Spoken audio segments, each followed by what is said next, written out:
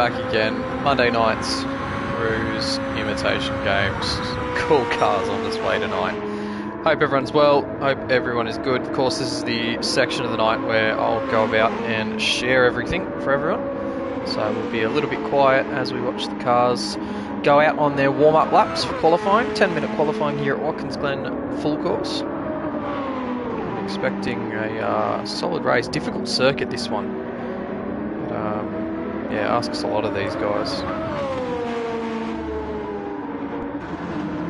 Championship leader there on screen.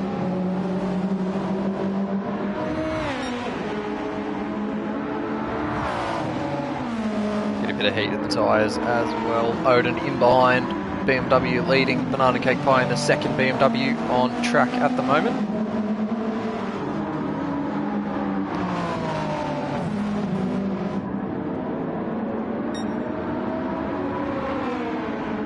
Don't even know where this is sharing to. There we go.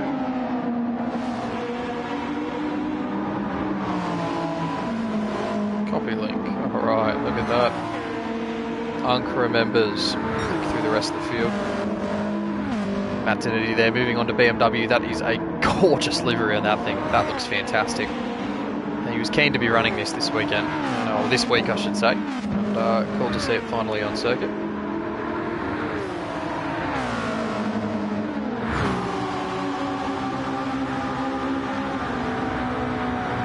Behind him, Banana Cake Pie. And there's a little bit of DTM about that, I would say. Some yellow. The classic BMW blue and red, but the black that M Performance has become a little bit more known for as of late. Banana Cake Pie, that's, yeah, that is a very, very good looking car indeed. So awesome to see hypercars on circuit. Of course, I haven't really commentated for these yet. It's, I don't really remember if I was around for Spa. I don't think I was.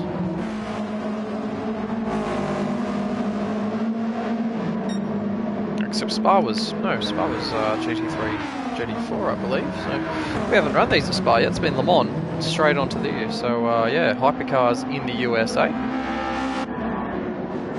See tank here, Pakitis, with a change of PSN. He's had some technical difficulties with his standard one. So in the stock livery, which actually looks very at home on this circuit. Of course, BMW are part of the IMSA Championship. Not quite the IMSA livery, but it does look the part around Watkins Glen. First time's coming in, 30.5 for DJ. Tinetti following it up with a 30.9. Banana Cake Pie behind with a 31.6. Times popping up on our left-hand side. Velvos pops up with a 31.2. He was one of our GT3 championship contenders. Guilty Silver goes up with 32.3. Scozzy as well, 31.7. And Snorksel with a 32.6. Slowest so far. Water Arrow up to a 32 flat. Notches himself into P6. Tankel followed up here with something like a 54 after that penalty, so that's not reflective, and neither will be this one from Ridwan Hamza here. Of course, reigning champion in the hypercars, and his first debut, actually, he's fun fact with Ridwan here, he's actually wrapped up the GT3 championship, so he's now WEC GT3 champion for the season already. It was Velvos chasing him down, and the introduction of the hypercars has pretty much met a bit of a mutual agreement here that these guys will just go across, muck around with the hypercars and forego the GT3 season. So still a fair few guys running GT3s, in particular in the Room 2. So we do have, I think, 13 or 14 boys over there. A couple of them running GT3 cars. But yeah, Room 1, massive amount of interest in the hypercars. So here they are, hypercar only for the first time all season. We've had GT3s in both rooms for every time that we have run 2 rooms. And yeah, this is the first time that we've decided to just move the GT3s aside and go full hypercar. So 10 hypercars on circuit as Ridwan there puts himself up into P7 with a 32.1, and definitely some time to build there. Did get a penalty on that last lap, so nothing to be concerned for the reigning champion. Car 1, of course, and I'm sure he'll enjoy watching that back, hearing himself as Car 1 on circuit, as will the 6.6 million Serbians watching at home as we flick to James Shelley Robbins, who just went quicker again with a 32.3. Ridwan's going quicker, we'll definitely see him improve his lap time. That's a nice little throw over there to the Lion Speed GP car that actually won the Spa 24 hour there from Snorksel. That is a bit of a stunner, actually. That's a very nicely done livery I think the hazards are either on because he's saying hello, or maybe he's just chilling after the opening complex. I actually don't know if he'll be on top of me streaming from here, given we don't have Trevor around tonight. Not sure. I don't know if he would be. He's pretty on top of these things. It's crazy how on top of these things he is. In P9 at the moment, and just a little bit ahead of Guilty Silver in that Ferrari action, just ahead of him. He's got Water Arrow on the second Ferrari, who's just going around his outside there. Snorks are looking for a little bit of space as we pass the halfway mark now in this qualifying session. Only 2 drivers in the 1 minute 30s so far, just DJ and Matt Donetti. These guys looks like just gearing up, so DJ looking for a little bit more space on track. He'll find it somewhere. Odin with a lot of space. Rubon Humza there going with a 31.1, puts himself into P3. That's a very nice lap time from him. Odin not able to go quicker. That's a 32 flat there from Matt Donetti, and that's very wide out of turn 1. That's a NASCAR line there for car 50, and that's a penalty, rightfully so, for him. So that's not the best way to start his 5th lap, 4th hot lap of the session, and he's going to have to scrub that one out. He's got a little bit of time to make amends, but probably not as much time as what he's given. Now, Darren McSweeney here, DJ Master car 55, starting his 4th hot lap, 4th flying lap. He had to forego the 3rd one, and he'll be hoping to keep it within track limits. He does, uses all of the track out onto the curb there. Very important to keep your minimum speed up, use all of the circuit available in these hypercars.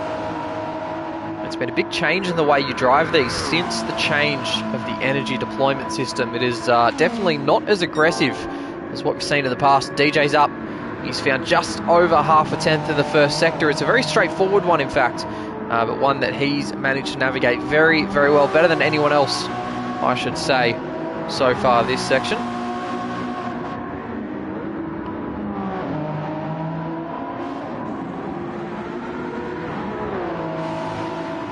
Down here, we're going to get close to the Sector 2 timing loop. We'll see how he's going versus this 30.5 that he himself is chasing. This is a very good lap so far, just over a tenth up now, so he's found more time in the middle sector, and there's only about 30 seconds to go in the lap, just over 2 minutes to go in qualifying, so he should get 2 more laps to go after this, so this definitely won't be the last that we see of DJ this session. Plenty of time to find for him, and he'll be chasing numbers. He's actually lost a chunk there, so basically 2 tenths gone begging there for DJ, and didn't get it right in the 3rd sector for some reason. So just the final 2 corners to go for him here now. Right out to the wall. DJ Master, can he go faster on this 30.5? He does not. So 0.081 down, OP81. If anyone is a bit of an F1 fan, it's another penalty there for Matt Donetti. He'll hate that I jumped onto him at that stage of the lap. That's frustrating for him, and another lap he'll have to go missing without. Ridwan F1, it seems, another mistake on this lap as well, so he's going to leave it till late too. Velvos still pushing in the Defy Motorsports Ferrari, and Prevails will be very happy that I got that one right first time as Velvos out in the grass. He is pushing this thing at the moment, and the first time we've seen Velvos in hypercar machinery all season. As I mentioned, chasing Ridwan for the best part of the season to get that GT3 title. Eventually he's had to concede it, but very, very cool to finally see what he can do in a Group 1 car and exactly where he's going to slot in. He's just over 200ths behind Ridwan currently, just under half a tenth ahead of Piquetas. So very close at the moment between third, fourth and 5th. Velvos not going to improve on this lap, I would say. As you see, Matt Donetti in the background there, lining up, looking for space. Here's Tank, another one of the BMWs on track. We'll see what his Sector 2 is like, whether he's going to find a little bit of time. Not this lap. He's had to back out of it somewhere, so we'll switch on over to Banana Cake Pie, coming into the 3rd sector split here. Just see if the lap's any good. A little bit taily out of there. He's also setting up for a lap. And Water Arrow not able to go quicker. It's like the track conditions have maybe gone away a little bit. Snorksel's on a lap here. He's flashing DJ. Doesn't want to get anyone in his way here. He thinks he's on a good one. Unfortunately, no dirty air to contend with in these qualifying sessions. He's not able to go faster either. Just over half a second slower. So, lots of cars on laps at the moment. Not a lot of faster lap times. Just interesting to see. We're on our final laps now. 10 minutes have elapsed. We might just try and flick towards, not DJ Master, he'll be on a good one, we're sure of that. But we'll flick towards the front. That's a penalty from, I think, the lead car in the train, and that may be Velvos. Odin's got another one too, and he'll be pissed about that. Yep, he pulls the handbrake. I believe it was the handbrake at least, and he is not a happy camper about that one. That's going to frustrate him to no end, and he certainly knows that there was probably a faster time, and I'm not sure he had the 4/10 needed to go and grab DJ Master, but he definitely had a little bit more to potentially protect his position from this man here, reigning champion Ridwan Hamza, who is on a bit of a stormer here. Looks about 2/10 up on his previous best, so on to go into the 30s, 3/10 now, and this is projected to put him on the front row of the grid, so this will be huge for Ridwan on return to the category, return to the hypercar class. He kicks up the dirt on entry to the final corner. What can he do? Ridwan Hamza, final lap of the session, the Porsche goes to P2. 30.7 there for Ridwan Hamza. Scozzy's coming across the line now as well. We'll flick to Scozzy as he comes across. Defy Motorsports, is he going to go faster? Does not. CP in behind him also doesn't go quicker. Innocent there. Guilty Silver doesn't go quicker as well, so we'll just flick DJ Master. We saw him earlier starting a lap. It's not going to be Danetti, and it's not going to be Ridwan chasing him down, surely. Has Tank got anything for him? Snorksel doesn't go quicker. DJ Banana Cake Pie can't. Does Tank go faster? He does! And Tank goes one better there and displaces Velvos up to a 31 flat. Two more cars on circuit. See if we can grab who they are. Of course, Matt Zanetti with that penalty, and Velvos not able to go quicker. So it's another pole there for DJ Master, who grabs pole position in the hypercar class with a 30.537. It was Ridwan who actually gave him a little bit of a nudge late in the session, but not to be. Just under 2/10 between them, and setting up for a very tasty 55-lap battle at Watkins Glen. Of course, first lap, manually controlled formation lap. So we'll catch up with that in a few minutes' time. And for now, just finally get around to sharing these links and taking a quick little break. We'll leave you on the results here.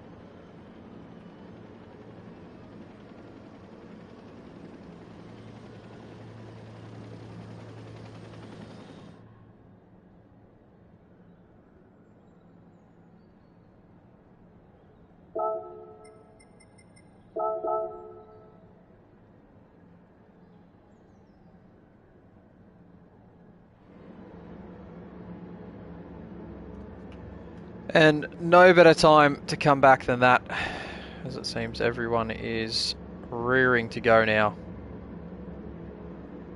for 90 minutes around Watkins Glen. That's a predicted race time anyway. That's usually what we try and sell it off. About a 90-minute race time is usually about right.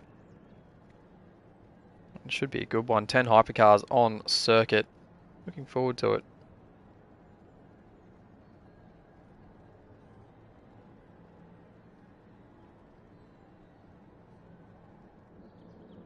Here we go, DJ.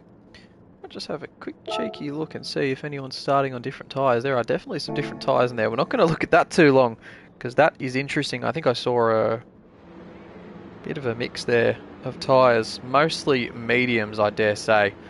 But we can check over that a little bit later on. We've got a whole formation lap to worry about that. Flick through the tyres that people are on, because we are getting ready to go here at Watkins Glen International. And what a circuit to be back at. We didn't run hypercars here last year, so very, very cool to be here in general. We'll jump on here. Grid of hypercars. They're very, very close together here. The starting grid keeps them all very, very compact. Of course, formation laps, so these guys will be worried about saving fuel. They'll be worried about keeping things all tucked in, neat and tidy. Yokin, hi mate. Yes, these do unfortunately run a little bit late. It's a bit of an awkward one having to do them in the middle of the week because, I mean, you're stuck because obviously the West Australians struggle to make them due to the time difference there, and the New Zealanders, you don't want to push it too late for them, of course. So we found that 7:30 for the moment is a nice little happy medium. We may work on that in the future. For now, this is about what works for us. Ridwan, of course, being one of the regular contenders, being from West Australia, I certainly wouldn't want to go much earlier than 7:30 AEST, so that's Sydney Standard Time is what I call it. And then Wiz as well, Ian Cannon in room 2, another regular competitor, and he doesn't really want to go much later than a 7:30 start, which I certainly can't blame him for with races of this length. So we have shortened things up actually compared to last year. We did run 2-hour races last year, and that was a bit much. But yeah, we've ended up going with the 90-minute sessions here. I think that's come with some good benefits. I think people are just a little bit more into it, I would say. It's a bit easier to pay attention and kind of stay on top of what's happening. So 90 minutes is kind of the money spot that we've taken. I think we ran a little bit longer than that for Le Mans. That was by design. We did want to run a little bit longer for Le Mans. And potentially that's something we might adopt next year, is just running closer to that 2-hour mark for races that are supposed to be 24-hour races. Of course, imitation games, imitating real-life racing the Monday night after they happen. So, very cool concept.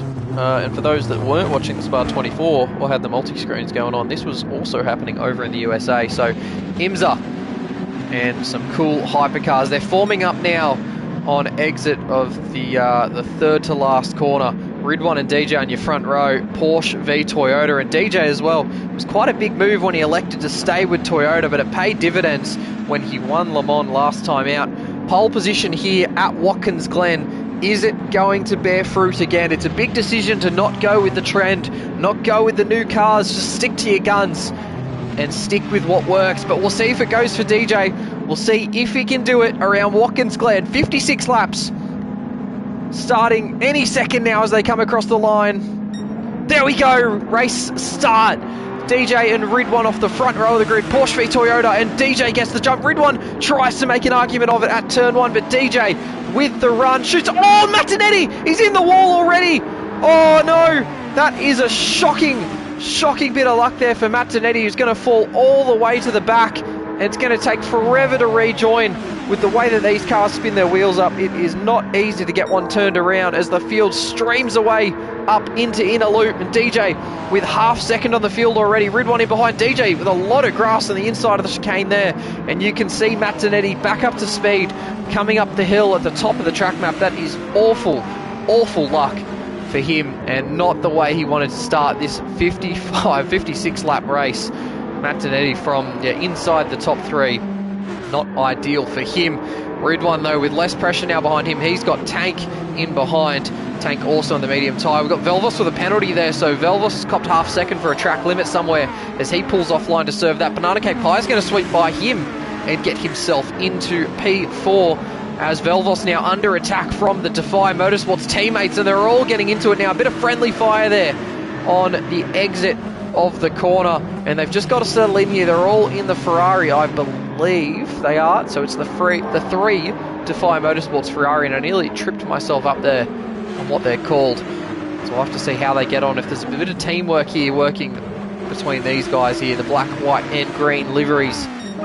But it's DJ Master still in the lead now in that purple number 55, and he's got a second and a half now over Ridwan Hamza, the reigning champion of Hypercar, and doing a very, very handy job so far. That's a great margin to start the race, and very handy indeed. He's extending a little bit as well as he comes up the hill. So Ridwan in the Porsche, potentially what's been seen as the meta car out of the new Hypercars, and that's a great dolly shot as well, coming down the back straight of the new Porsche. That's the actual Porsche Penske Motorsport livery, in fact, as well, that Ridwan's decided to pick up, just with a few changes, of course, for Race on Oz and the Imitation game. So the sponsors getting some love there. You can see Exidy on the side, of course, Exidy Australia being one of our major sponsors now, and from next season onwards having a team in Race on Oz, which is incredible and amazing to have a sponsor such as Exidy a part of everything. And Matt Tonetti's got company. I just saw it on the map, but Water Arrows dropped all the way back as well. So Water Arrows made a big mistake as well in that Ferrari, and CP Motorsports all the way to the back. So P9 now for Water Arrow. Riley Nicholson, that's not the way he wanted to start this race for sure. And we'll see if we can't get a replay on what happened to Matt Tonetti. Not sure whether we caught it in time. Just see. Don't believe we did. We did not. It's been a while since I've used the replay feature, so we'll have to catch up on that one. And there's another yellow flag out, actually. Oh, it's Scozzy. Scozzy's in the wall, so it's dramas for another competitor. And Scozzy in the Defy Motorsports Ferrari, he's come back to give these guys a bit of company as well, and he's got damage on the front of his car. So Scozzy, he was around the other two Defy Motorsports cars. I wonder if there was a little bit of a trip up between those three. I'm definitely going to get this one right. And I did. He was in the middle of a sandwich here. On board, it just looks like he's just gassed it up and into the inside wall. And you see how hard it is to get these things turned around. He actually did quite a good job there, actually, all things considered. And here he is, P8 now on the road, 17 seconds off the lead that DJ's built, and just over a second ahead of Water Arrow behind him. So that's not ideal for Scozzy, who's now got a lot of ground to make up and a lot of time to find. He's in a bit of fight as well, with himself, Banana Cake Pie and Snorksel for the Silver Class Honours. That'll be interesting to see how that pans out a little bit later in the race. And of course, we are coming to the close of our season already. There's only a few rounds remaining in the WEC title. We'll have to have a check on point standings a little bit later on. For now, we'll get back to the action at the front. DJ Master still holding on to that second and a half over Ridwan F1, who admittedly is doing quite a good job on his debut to the Hypercars. Of course, I have actually mentioned he was the reigning Hypercar champion, so you'd probably sit there and you'd be forgiven for thinking that he's actually quite well versed in these cars, but it is a little bit different to what he won his title in, because last year we were using the 2016 LMP1 cars, which are a little bit different, and the energy systems there are very, very different to what we use here. So the newer style of Group 1 Hypercars here on show, and Ridwan with a little bit of a learning curve if he's going to try and get over the mountain that is DJ Master, current championship leader for WEC Hypercar. So cool to see Ridwan, the old guard, coming in, have a face-off with the current championship leader. It'll be very cool to see how he goes. And he's actually starting to find some good time now in that Porsche. Or maybe it's just a little bit stronger in Sector 1 as DJ there throws grass all over the track. Bit of a distraction tactic actually maybe there from McSweeney. Got Tank there in the background who's keeping up very well as well, and he's adapted to these cars particularly well, I would say. He's been certainly in the championship fight, as Ridwan there throwing a bit of grass as well. I almost wonder if there's a bit of lag at play for the off-track antics or a couple of these guys. As we see a little bit of an off-track again there from Tank, and surely they wouldn't be making this many mistakes as that gap's closed up again at the front. So Ridwan's taken best part of a second actually out of DJ's lead, so he's down to 7/10 now. That was 6/10 for a moment there, and Ridwan's got a little bit of a kick in his step here. He's got a bit of dancing going on. He's just closing up to the back of DJ Master, and he's looking fast. And that's not too out of the ordinary, but yeah, he's certainly adapted to these cars very quickly. Yeah, just pressuring current championship leader.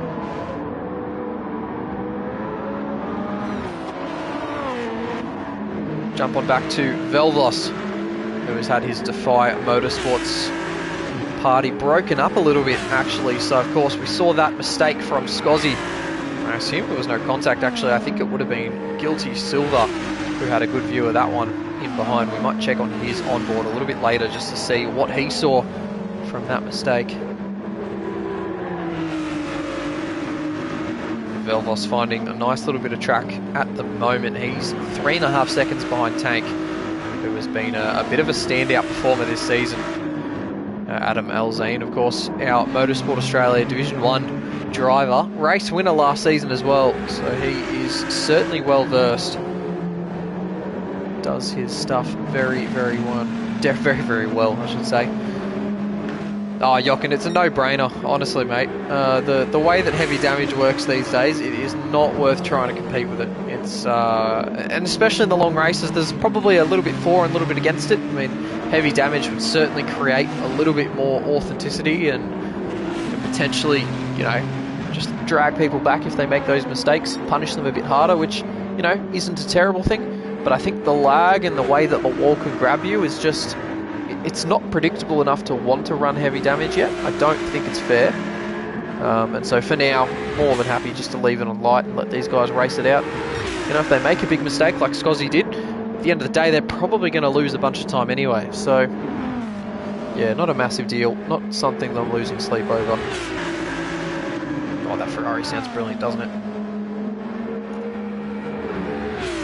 Very nice down there from the Italian Stallion. And he's got a German sauerkraut chasing him down. Banana Cake Pie finding himself very close to the front of the field at the moment. P5, and I think that would be first in the silver class for Banana Cake Pie at the moment. He's on the mediums too, so he's actually just finding a decent amount of pace. He actually won last time out, or maybe not last time out, but he won the Sunday League race in Division 2 in the Porsche at Bathurst. That was last Sunday night, and that was quite the drive from Banana Cake Pie, who's putting a bit of a flash on here. I think he knows he's being spoken about, but he's in a bit of a nice vein of form now with his racing. He's just punched out a couple good results here and there, and he's usually not, you know, he's not punching that close to the top, but he's just taken an extra step recently, and it's starting to show.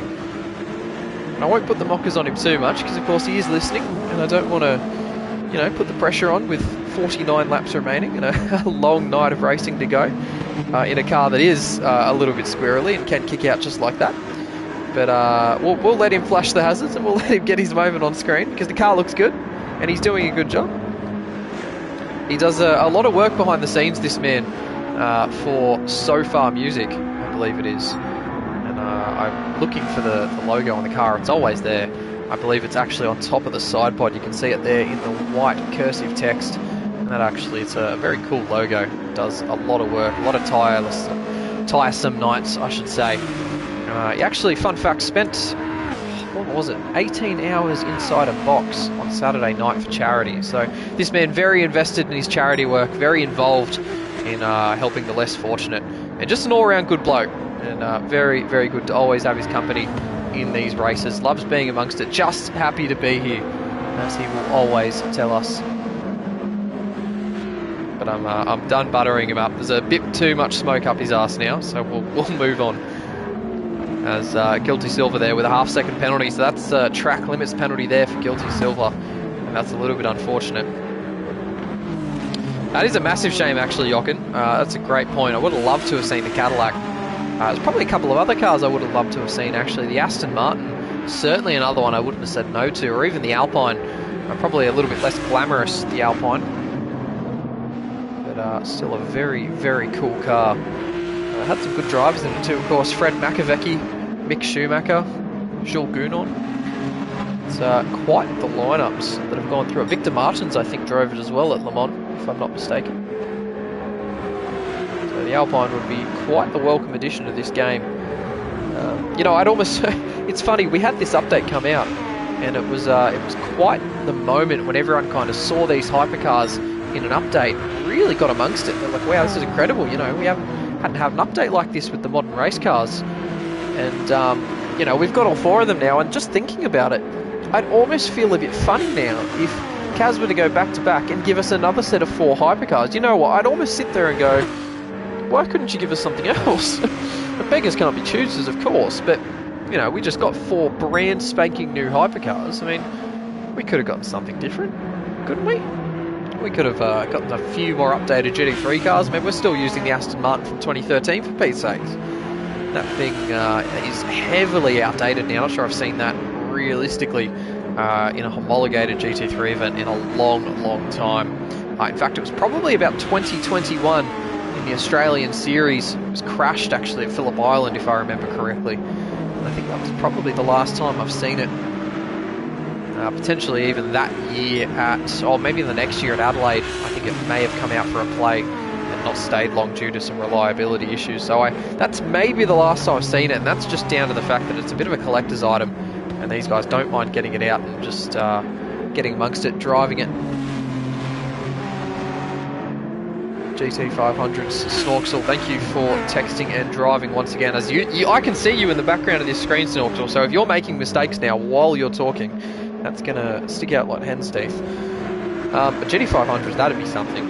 I would absolutely froth to have some modern GT500s in this game. Of course, the Z GT500, probably the most prominent of them all. The Super GT500, of course, would also turn some heads in a museum. And what is the last one, actually? Because there's still 3, I think. It's the Honda still. Yeah, the Civic. No, it's the Prelude. Oh, Ridwan! No! Oh no, it's another disconnection for Ridwan. Oh, he's got some major internet issues circling around him at the moment. That is gutting there for the reigning champion who just wanted to be amongst it tonight. Oh, that is a massive shame for him. Oh, he's doing so well keeping DJ in check as well. That's a huge shame for Ridwan. The West Australian Serbian, and 6.6 million hearts are broken across the globe.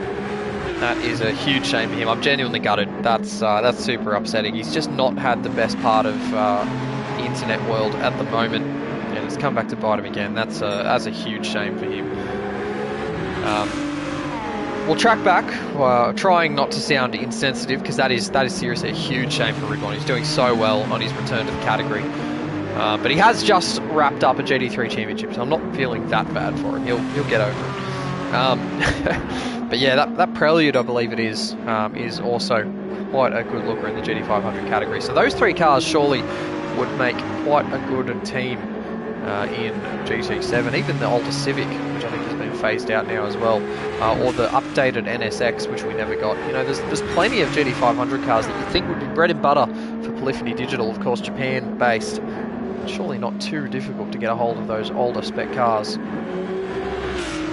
And let's not even start to talk about GT4. I mean, that category's just been absolutely forgotten about, to be honest. I mean, the Nissan Z GT4, that came out, that's been ignored. The Supra is close, it's just a road car variant, but it's pretty close to what we actually see on track. We've just had the 911 GT4R released, so that'd be cool to have that in-game at some stage. The new Mustang GT4, the new Mustang in general, actually, it's not gotten any love in the game. We're a dark horse, that'd be awesome. Mustang Cup Series, which of course DJ's been quite engrossed by.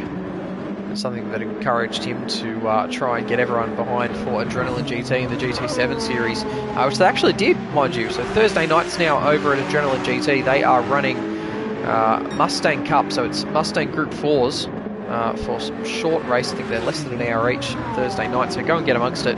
Chase up Adrenaline GT on Facebook or Instagram. You'll surely find a link to their Discord there. It's cool racing happening over there. Hoping to partake in a few of those myself. There's been some admin changes and just some changes across the board over at AGT recently that have really stuck well with me, and shows that the admin are quite committed to to try and better that league and really make some good moves forward, which is great. So really cool to see other leagues in Australia, you know, making the right moves and doing things the right way. So super cool to see those guys really progressing, making the most of opportunities. So check it out, Thursday nights, Mustang Cup AGT. Feel free to get in contact if you need a link or anything like that. We're on with Snorksel. We haven't mentioned it, but I did flick to Snorksel. Snorksel, of course, that Lion Speed livery that won the Spa 24-hour over the weekend. I butted it up, and he's texting and driving again. I saw it. I saw the texting and driving. That was a whole chunk of grass there. That was not straight lines there, Snorksel. And you're not going to get away with the fact that your car is lagging a little bit, because it's lagging because you're trying to chat in a YouTube stream. I see straight through you. Embarrassing. Embarrassing. Yep, that's right. Focus now. Focus now. I'm going to take the camera off you so no one can catch your texting and driving once again.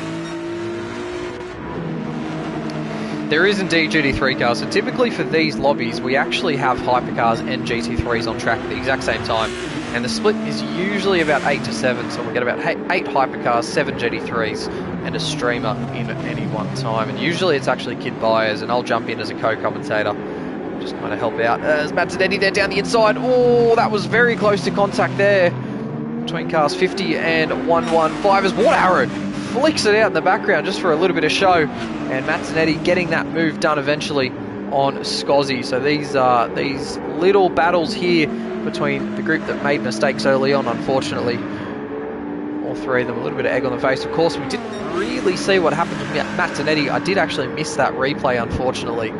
So we'll get a debrief from him a little bit later on, potentially after the race. We'll hear what happened on the first lap.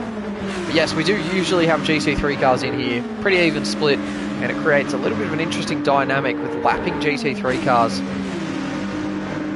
It's a challenge that you don't usually get used to on GT7. It's not a place you typically find multi-class racing, as Scozzy there seemingly reacting to a slow Mazzanetti. He gets some air, and he's had contact from Watt Arrow, and that was Imitation games if I've ever seen it, because Scozzy there flying through the air, just like the Paul Miller Motorsport BMW only last night, flying through the air at that very spot on the track. And good to see that the modelling of the track is spot on, because Scozzy going off in the same manner, and yeah, the exact same result there for Scozzy in the Defy Motorsports Ferrari. Wasn't that a moment there? And Watt Arrow with nowhere to go, just drove up his rear as well. Can't exactly blame him. There was yeah, nowhere to go for that one. That was very interesting indeed. But yes, we've been cut off twice now chatting about us. Watt Arrow, oh my gosh, that's cut off for a third time. But yeah, not enough GT3 entries for tonight, as many people have flocked to the hypercars. So we're running hypercar only in room 1, and we do currently have room 2 going as well, which is being very kindly hosted by HC Renegade, Kevin Cooper, for those of you that may know him, hosting that lobby. And there's a couple hypercars in there, not actually a huge bunch, and then GT3, there's about 7 GT3 cars still wanting to make a splash. And we had 2 GT3s actually jump in late as well, so massive thanks to Crying Stingray and Blocky Rex for their first jump into WEC in quite some time actually. Don't remember the last time that those guys had a bit of a tilt in this series. They were both around the season opener for GT World Challenge, I think it was, at Abu Dhabi. Stingray quite famously running a Skyline Super Silhouette that night, doing quite well indeed. That I might actually just pull up the points and figure out when the last time we saw those two gentlemen was. May have been last season, to be honest.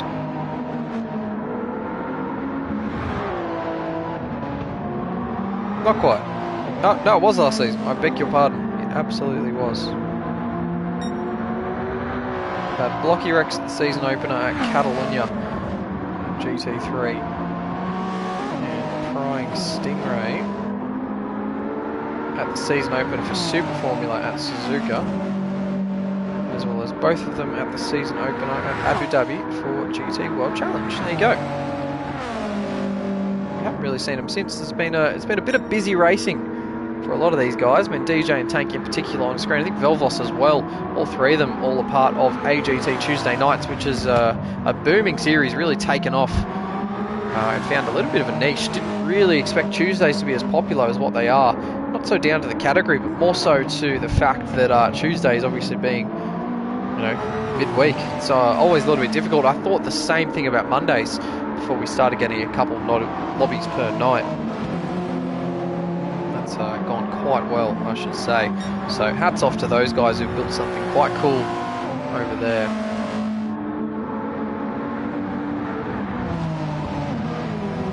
And DJ Master still in control of this one.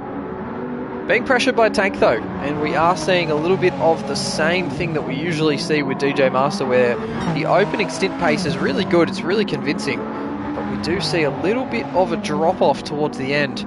It's just down to him still being a controller user, so a little bit tough there for DJ to try and control the pace and control the front left wear. That's really starting to take a toll on a clockwise circuit like this one.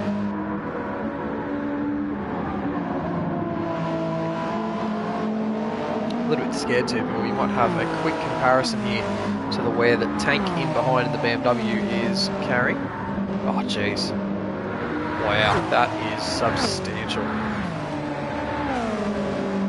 Very interesting. So Tank in the BMW, and that's definitely not all car induced on the wheel, of course. And yeah, massive disparity between front tyres on the Toyota DJ with a controller and the BMW wheel Tank. So that's yeah, very interesting there. Tank with a lot of rubber left on the fronts. In fact, I'd say those mediums can probably go the full tank. Not to be funny or anything, but yeah, full fuel tank can probably just hold a set of mediums. Wouldn't really need to look at the hards, I would say. It's something that DJ in particular might need to look at just down to the wear. So Tank losing a bit of time in the slipstream now, but yeah, that's not going to matter in a little bit of time, because the rate that DJ's wearing front tyres, that lead could change. We're going to have to keep an eye on that one. But it's just the front two after Ridwan's disconnection. And Velvos as well just really dropped off the back of those guys. So 8 seconds now between second and third, but he's put 11 between himself and Banana Cake Pie, who we were buttering up a little bit earlier on. Velvos as well suffering from front tyre wear too. That front left's seen better days in the Ferrari. So you've got to wonder if he's potentially on a controller as well. DJ's in already. So DJ Master, you can see that purple Toyota. Very quick stop. That car is being serviced at a lot sooner than I expected to see it. Velvos goes flying by. Hear that Ferrari. And DJ, a little bit of a longer pit exit.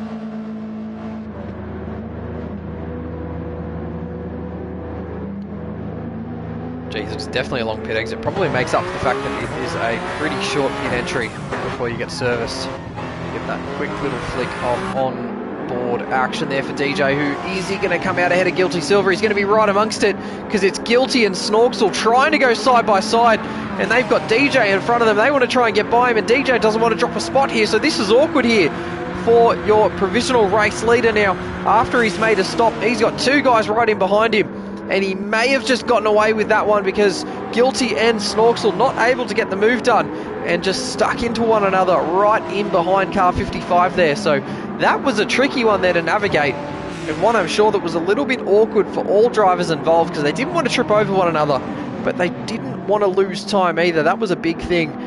Of course, seeing a car like that come out of pit exit, you're never really sure what tyre they're on or how fast they're going to go as soon as they come out. It can take a lot of time, especially in the hypercars, to try and warm your tyres up and get yourself a little bit of grip. But DJ seemingly doing alright on this fresh medium tyre that he's gone to, and manages to extend over Guilty Silver straight away, puts himself out of arm's reach and out of trouble for now. So DJ there, back to it, head down, and back to some quali laps here, I dare say, for him. He's gone for a shorter tank fill as well, so a little bit lighter the car should be.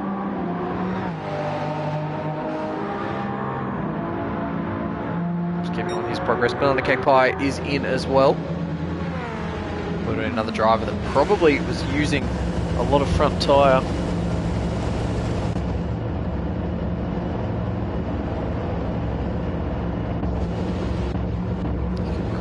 clean long fuel stop here for the BMW. Traversing now pit lane. He'll come out somewhere closer to the back. Guilty Silver also going in for some servicing. Scozzy follows him in. And I dare say, I was about to say that was Water Arrow at the back, but it's not. It's Ridwan, of course, who disconnected from second place in this race.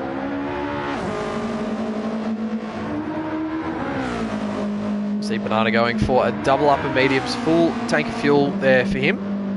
So he'll take this one a long way and see where the rest scatter out around him. Guilty Silver going for the hards. I did see that one in the background. So the Defy Motorsports Ferrari going for the longest in here.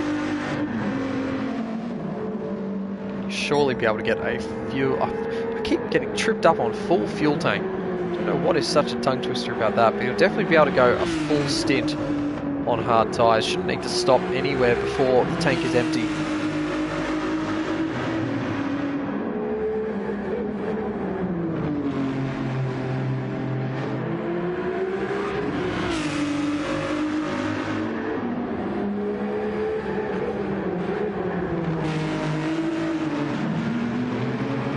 Squirrely there on the hards, trying to figure out where the grip limit is here.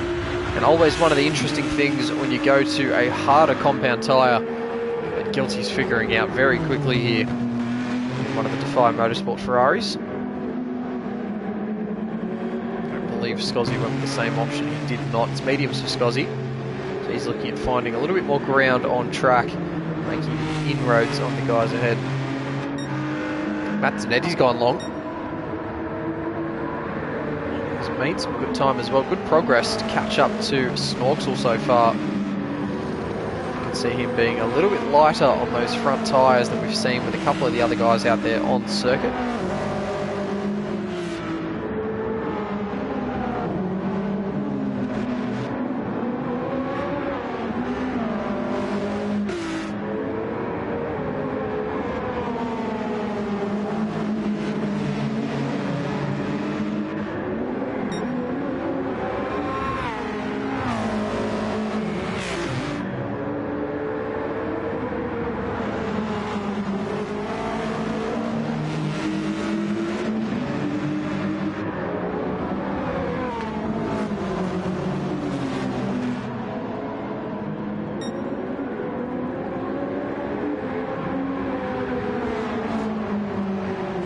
I wonder how much longer he's got on that tyre actually, Matt Zanetti. He's still got a bundle of pace. He's rearing up to the back of Snorksel. And of course, Snorksel not typically known in these races for his outright paces. He goes defensive there actually on Zanetti.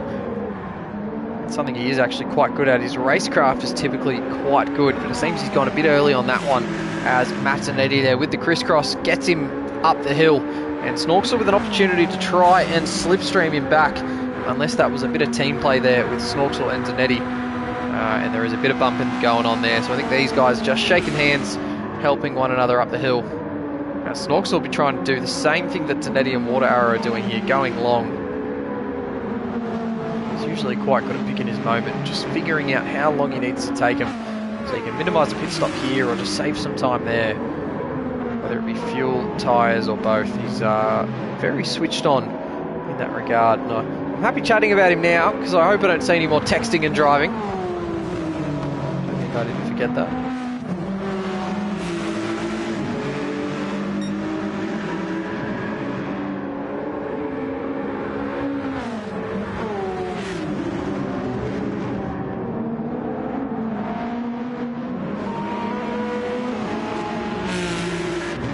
Velvos in, there we go. So P2 into the pits now.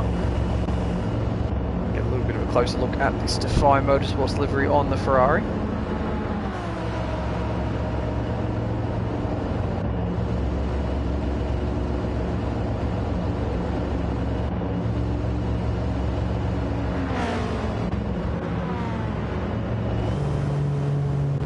There we go.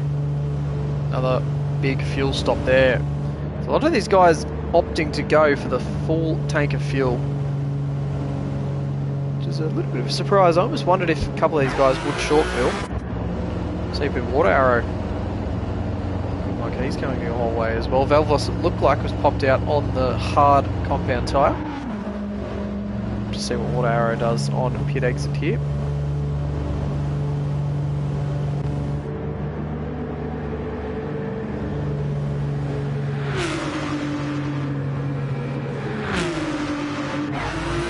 There we go, hard tyre for Water Arrow as well. So a couple of guys choosing to get their tyre compound requirement out of the way nice and early, as I think we've grabbed Tank at the right time as well as race leader into the pits. And this is the last pit stop that we needed before the field is washed on through. So DJ Master on circuit. He'll be pushing now. It was only a second between these two when DJ pitted first. He's had a little bit of time to undercut. He's done a 31.9 in between them. DJ Master coming down the main straight. Tank fueled up, released from the box. And I think he's just going to be a little bit far back to try and challenge DJ for the race lead. DJ there, coming around turn one, clear sailing ahead for your race leader.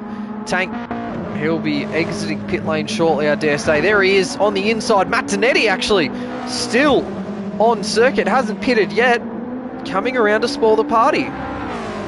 So Matt Donetti, interestingly, maybe trying to factor himself in here with a one stop, which would be incredible given where he started. This would be a massive, massive result if he can try and make this work. Actually, Tank's come out even behind Snorksel, so that's not good for Tank. Not the best way to have tried to challenge. Actually, that's a huge gap. That is absurd. I cannot believe the gap actually between Tank and DJ. That is 15 seconds between two cars that were basically on top of each other before the pit stop. So that's a big gap, one I certainly didn't expect to have blown out the way it has. Tank with a lot of work to do if he's going to try and reel in DJ. We knew that he'd done a lot of work in the lead into tonight, or at least he's got his head around the combo very, very quickly. But Tank seemingly just not able to run with DJ at the moment, not able to get that that strategy game at the same level as what DJ's been able to, as Tank there clears Snorksel, which is a pass for position, but probably a pass that he wishes he didn't have to make this early.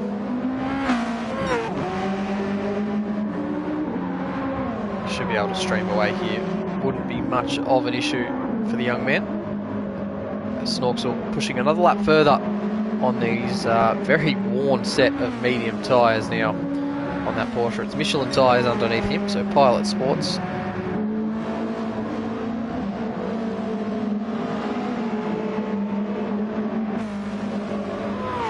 Snorksel, I did notice actually a little bit more fuel in the tank than Matt Donetti, so he's done quite a good job saving on his way through here. His tyres are a little bit handier as well. That may have something to do with that giant spin that Matt Donetti had on lap one. I'm not going to speculate anything.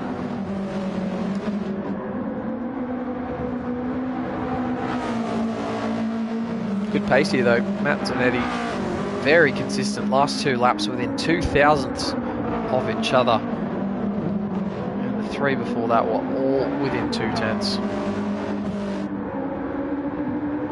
Four before that were all within. Oh, that was. My apologies. That's a 35, mate.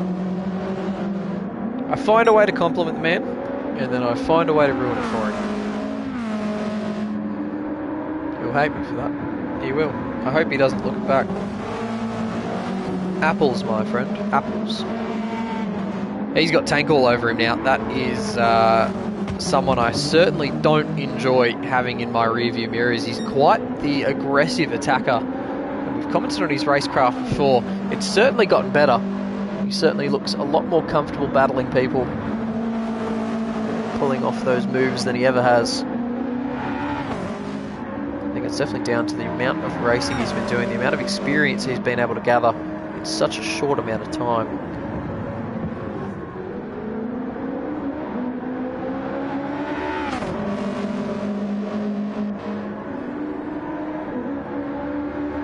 Zanetti, of course, peeled in front of him.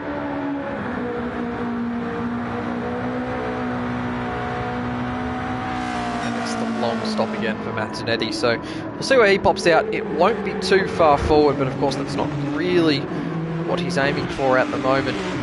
As we see Guilty Silver followed by Scozzy coming down the main straight.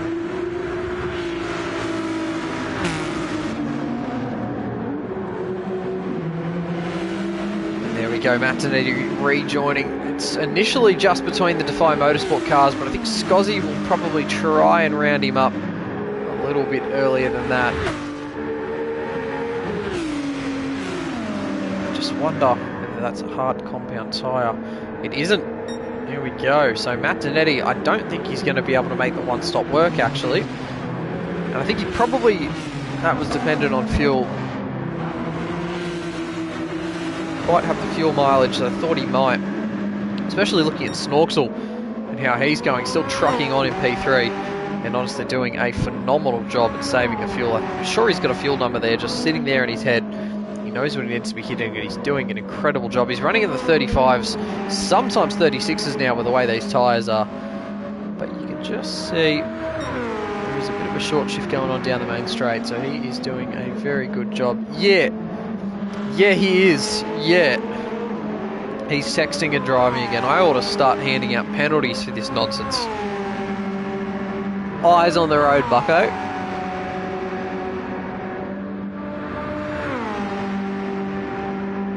Of course, he won't be eyes on the road. He'll be eyes on the stream and texting. But that's fine. It's only virtual, ladies and gentlemen. It's only virtual. These habits do not correlate with the real life, I'm sure. I am positive. We don't all go out and drive like idiots. Weaponise our issues. I have to be careful there. I don't want to get cancelled before midnight. Like a Le Mans stream. Lemon. Lemon. I should have sung that. Actually, I did sing that last week, or the week before, when I was in the GT3 class. I was putting around in a Mazda RX Vision GT3. Going down the back straight in the middle of the night. Pitch black. Rid one 20 seconds behind me. After amassing the most amount of penalties you could never imagine a person getting. Seriously, it was otherworldly.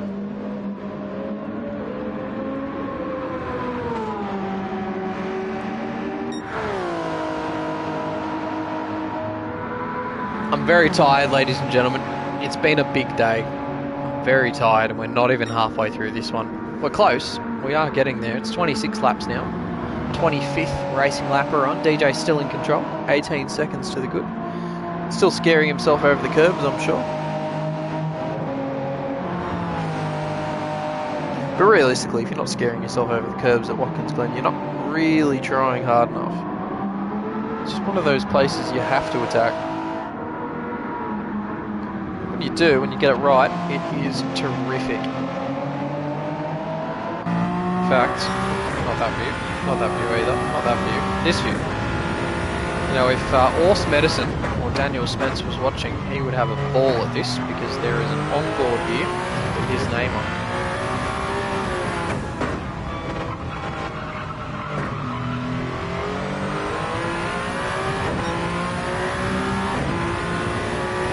We see a bit of short shift here from DJ Master as well, so that's quite an obvious one. They're using 4th in the final corner. And very short shift up to 5th. Another short one into 6th as well. He gives us a bit of a weave for the camera. He's got us texting and driving as well. He surely does. Go on, take your hands off the wheel, you madman. Couldn't if you tried.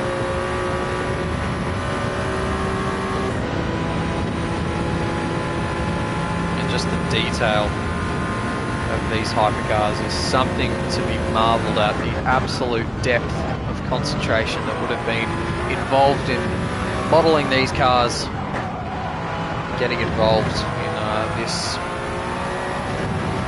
absolute display of art, I'm going to call it, is yeah, super, super cool.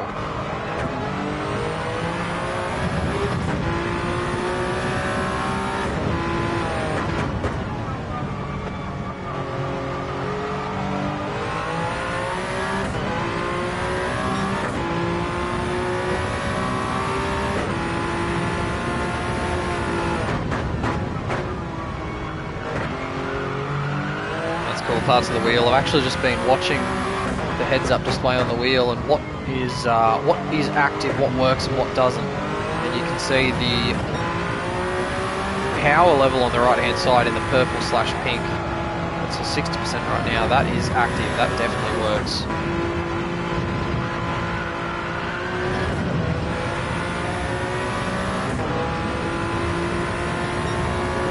And then the FW tells you when it's deploying.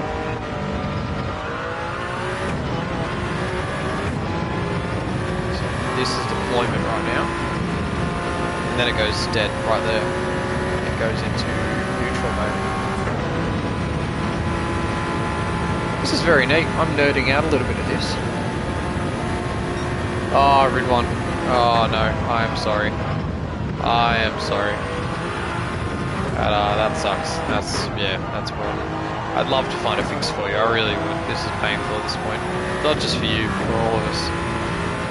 I gave you a good chat up though. I told all the 6 million Serbians that you were the reigning hypercar champion and, you know, that you're not to be trifled with. And you're running P2 behind this man too, who of course had quite the tyre wear issue towards the end of his stint. So it wasn't all gone, honestly. You were looking quite good. Porsche's quick, you're quick. Yeah, it's just a bit of a shame.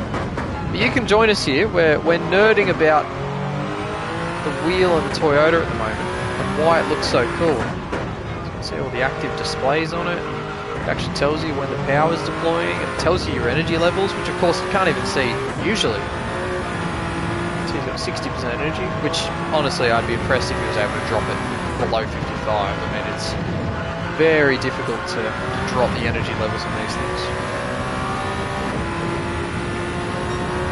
Yeah, that was quite the overcut then. Yeah, 5 laps. That's about when Tank pitted, as I'm sure you know. I assume you're in party with the boys still, so... That's a bit of a shame, but yeah, like you say, is what it is. Go off and play some FIFA now, or whatever it is. It's not the end of the world. So it's a good thing we muck around with these cars as often as we do, really. Just kind of go again on another Monday whenever we feel like it. So it's good, it's chill. We enjoy it, we stream it, we have fun with it. We'll come back and watch it later. And Snorksel's in, there we go. So Snorksel, half race distance achieved and 5 litres left in the tank too, so that's very impressive there for Snorksel. That's more than a lap left.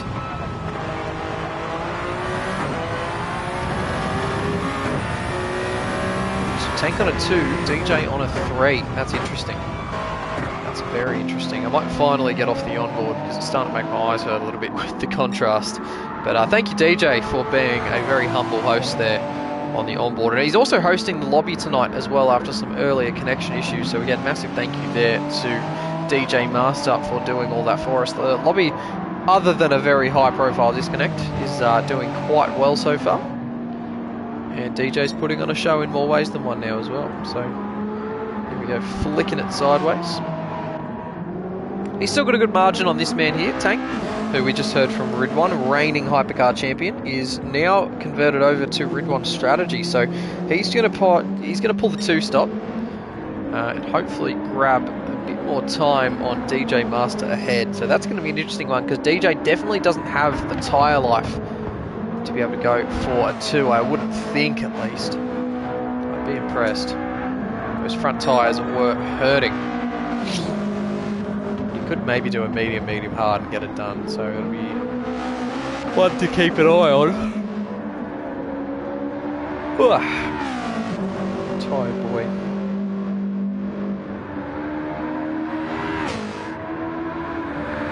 It's a bit of a shame actually to not see any Peugeots on the grid tonight. I fully understand why they're not here. They've copped the absolute raw end of the bob stick. Oh, it's Tank there. A little bit unsteady.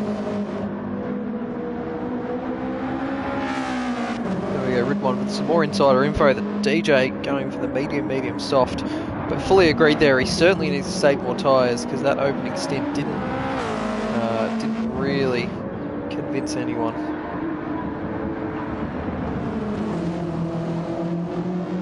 That'll be interesting. We'll see how much Tank can make up on that.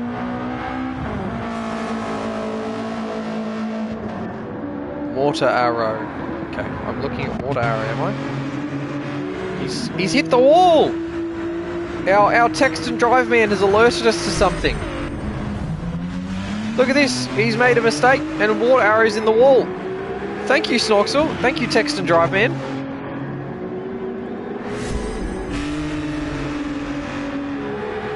That damage is cleared, of course, light damage as we discussed before, but Text and Drive Man has come in handy. And other than just doing a crazy one-stop that does keep us intrigued, I will actually give him that, he has alerted us to an instant on track. So we're going to give him his moment in the sun. And we're going to have a look at the Lion Speed car again and admire him, because he's done a good thing. Yes, thank you, salute back to you. You also taught me what the salute typing thing was, so that's something. I dare say that one's a lot easier to text and drive as well.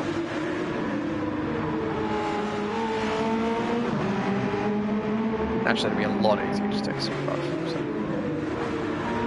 Alright, your moment in the sun's gone. We'll go back to tank. 32.5, that is, yeah, some way off DJ. Yes, so we did catch that rid one, so yeah, it'll be tank, sorry, doing that medium soft strat. And he did come roaring towards DJ, so I did wonder if there was any tyre saving going on at all for him. So probably just running to a number here, not taking too much life out of the tyre. Trying to make sure that they'll live, give himself the delta over DJ, and it should kind of just fall into his lap. If the strategy works the way I suppose you guys think it will. I'm very interested to see how that goes. He's got 27 seconds over Velvos, who's on the hard tyre now. So Velvos has taken his pain now. And it is a very painful pain indeed. It's not a lot of lap time the hards are giving him. Probably not a lot of anything other than grief.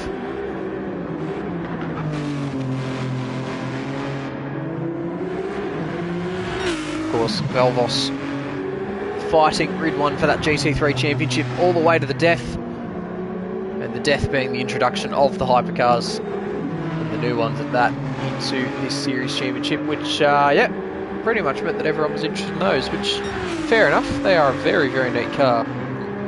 Cool to drive, cool to watch, cool to listen to, cool to see.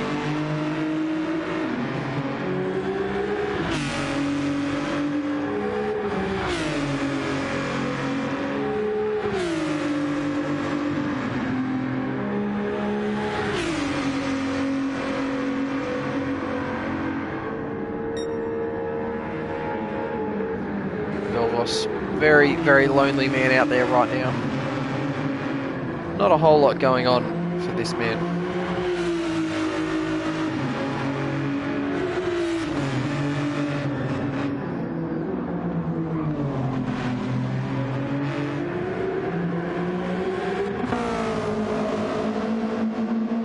Banana Cake Pie is coming towards the end of his cycle, so he'll be looking at a pit stop shortly. Front left tyre certainly seen better days underneath the BMW.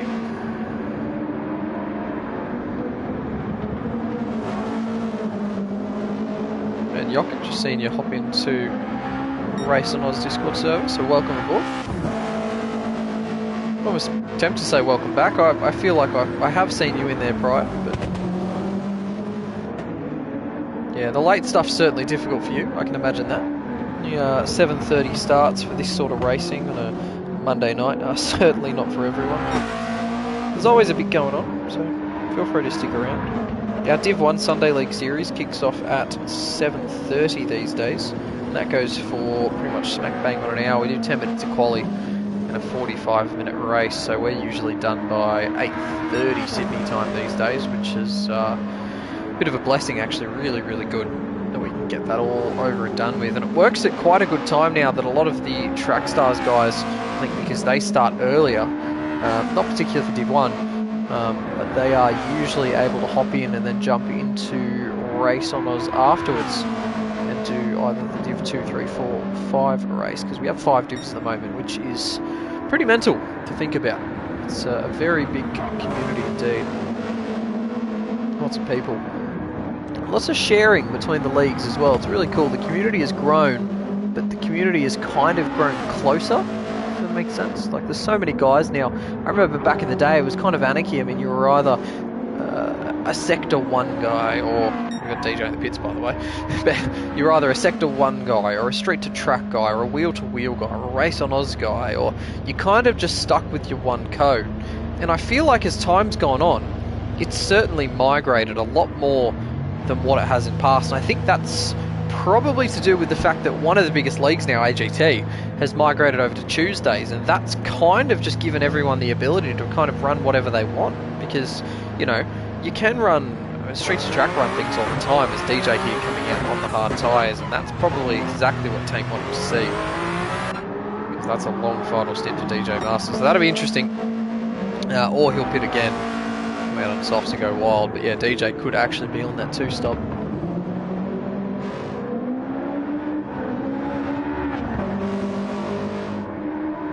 Oh, Jochen, it's painful, mate. It's really stiff. Saturdays and Sundays, during the day, we don't have anything on anymore. We used to hold a few enduros during the day, but that's kind of been phased out for the moment. It'll come back eventually, but it's just not currently on the radar.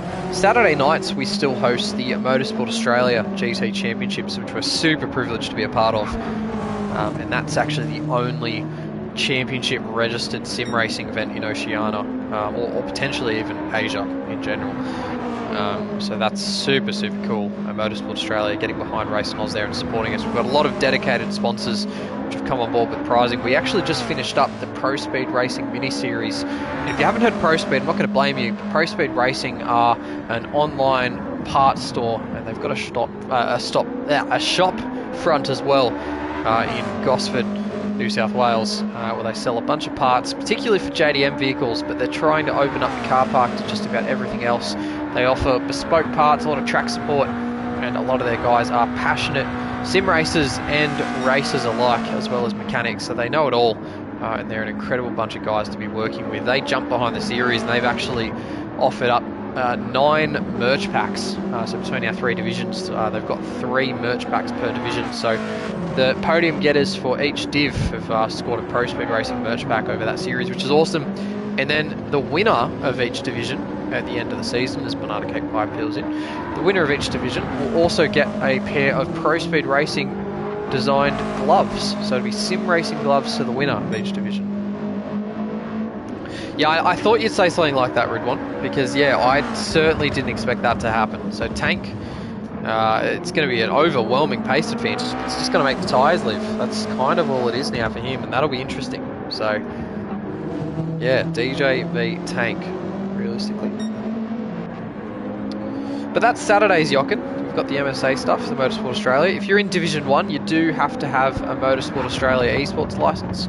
For Divisions 2 and 3, we've actually condemned the development series internally. So those you do not actually need Motorsport Australia license for. They're basically just a Saturday night series that mimics the actual championships. That's good. You kind of just get to jump in whenever, run the categories, and you still get the rewards and the prizes. So yeah, everyone in there is eligible for prizing, and super cool to have so much support in Div 2 and Div 3 for that. We've had to combine a couple of times. The guys are loving it, having a really good time.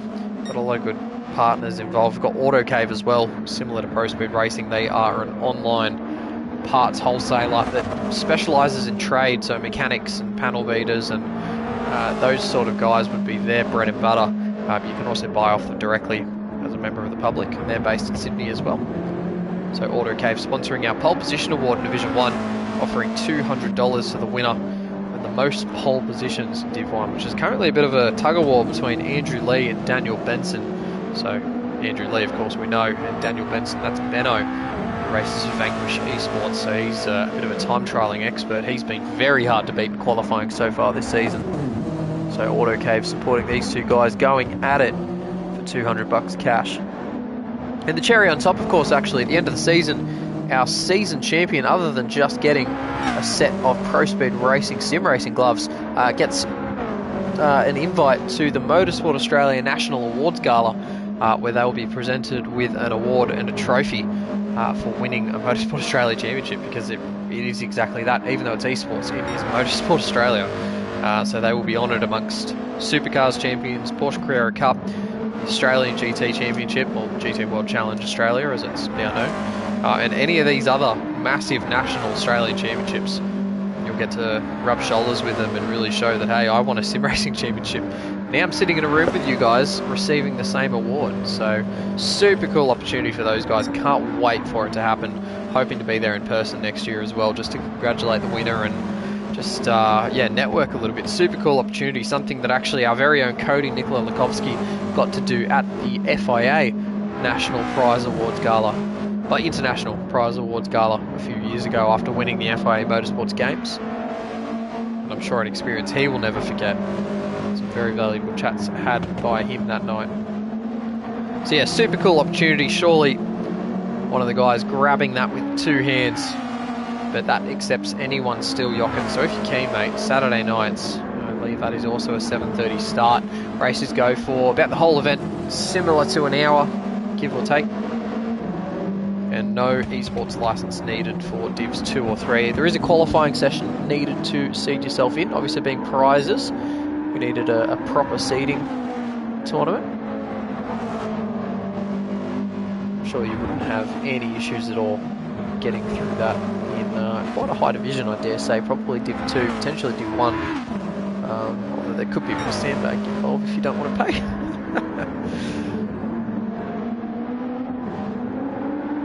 Name change. Yeah, was that in reference to the Australian GT Championship? I feel like that was... Oh, no, it's Tank. Sorry. Yeah, you're right. Yeah, name change.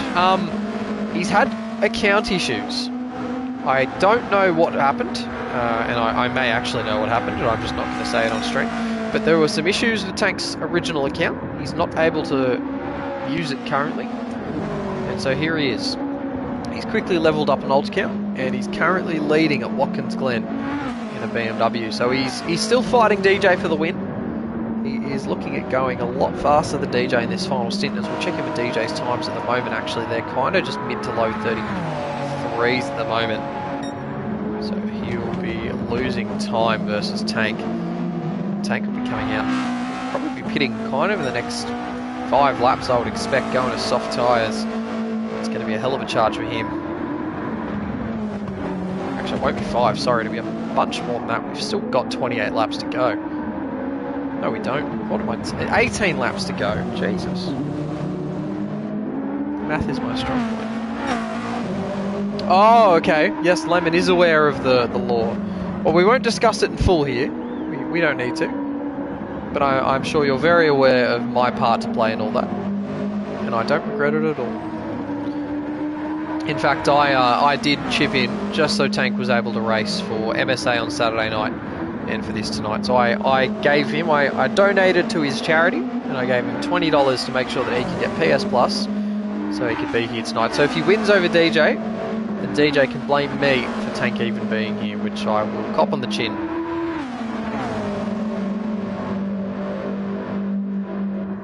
That'll be just fine. Let's check in with the rest of the field. It's been a bit of a talking session. Oh, we've got a car backwards up here. Let's see who that is. That could be... It is! It's Martinetti! Oh, no. And I think he's probably just had enough now at this point. Oh, it's been one of the nights to forget here for the Martinetti. He's usually such a force to be reckoned with. And... yeah. I think he's just lost it coming into there. So, not a happy camp. Ah, it is a wheel disconnection. I was almost wondering. And then I saw the brake pedal getting involved, and I wondered, is that going to be an issue? Is he rolling into an awkward spot? I wonder. We'll just get on board with Velvos. And he's okay, he's off track. I was almost worried we were going to have to call a red flag on that one, because it was a bit of a precarious position that Martinetti had found himself in, but he's got back on track now. It's probably a good thing he actually messaged in there, let everyone know what was going on, because a wheel disconnection is no joke. They're very high torque, and they can really hurt when they disconnect, especially if they have a bit of a meltdown before they disconnect. They can really rip away from your hands and genuinely do damage. In fact, I think it was Martinetti who broke his thumb in an ACC race, or at the very least injured a wrist or a hand or something when he got hit by Cameron Neem. Nemo 9N, who's another known quantity to Rooz. Nemo, I think, actually an X-Series champion with us. But Nemo drove into Zanetti after the finish line as a bit of a joke. And of course, these guys typically used to GT7, and the wheel absolutely ripped out of Martinetti's hands. And yeah, did quite the number on him. So it isn't really a laughing matter. A bit annoying to see him with those issues. And yeah, I don't blame him at all for pulling the plug on that one. There's clearly some issues in the background there for Matt Zanetti that I hope he's able to fix. But yeah, big moment for him. I hope that there's no repercussions there and no wheel injuries, whether that be wheel related or wheel caused. But then there were 7, so we've actually also lost Water Arrow along the way. I didn't catch that one, but we have also lost CB Water Arrow. Guilty Silver coming in now from P4.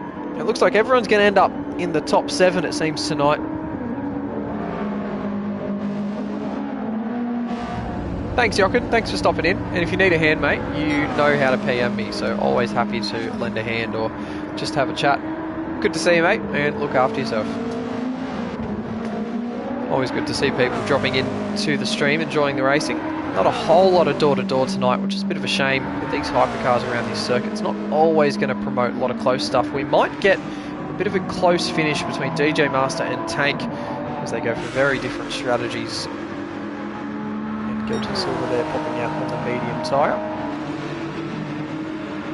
In fact, probably about time we start looking at what people are going to be doing going forward and how this is going to pan out. So Tank's going as long as he can on this medium tyre before he goes for the softs. That's going to be his second stop of the race and his final. DJ on the hards. I think we've established this is it for him. He'll be going at the end. Belvos, he's just coming off the hard tyre. So the pit crew there take them away. So don't worry, never have to look at those again.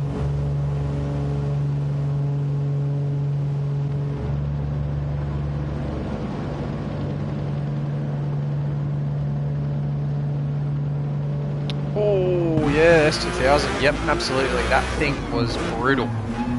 Very, very brutal on the hands.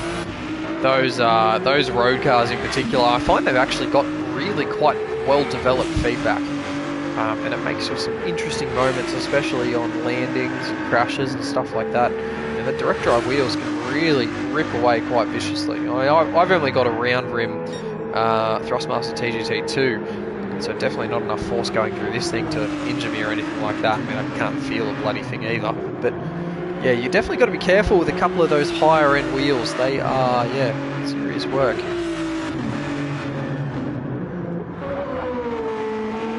Snorksall still on his mission to the end. He might get a P4 out of this after all, to be honest. This is looking pretty good so far. Kind of putting around mid to low 35s, I would say. He's had some rough laps in there. That 34.8 is quite good. I wonder if that was a little bit below the lap time he set for himself. Banana Cake Pie, he'll be rapid now. Except he's also on the hards. I beg your pardon. So Banana Cake Pie, he's going for the longer final stint too.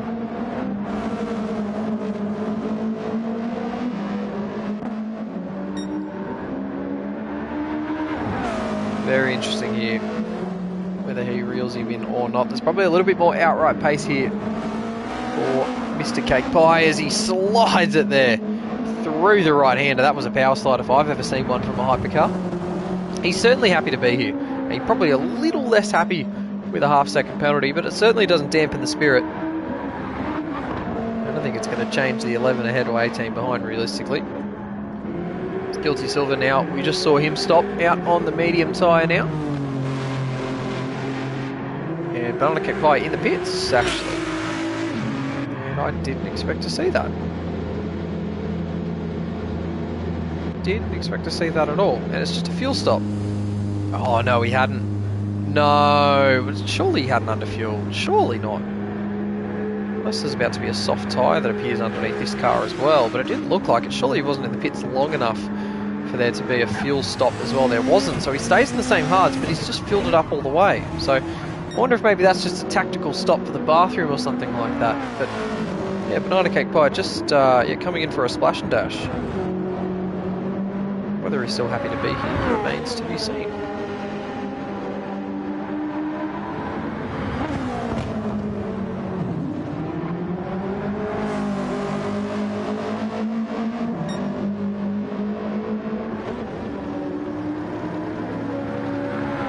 Take still soldiering onto the front.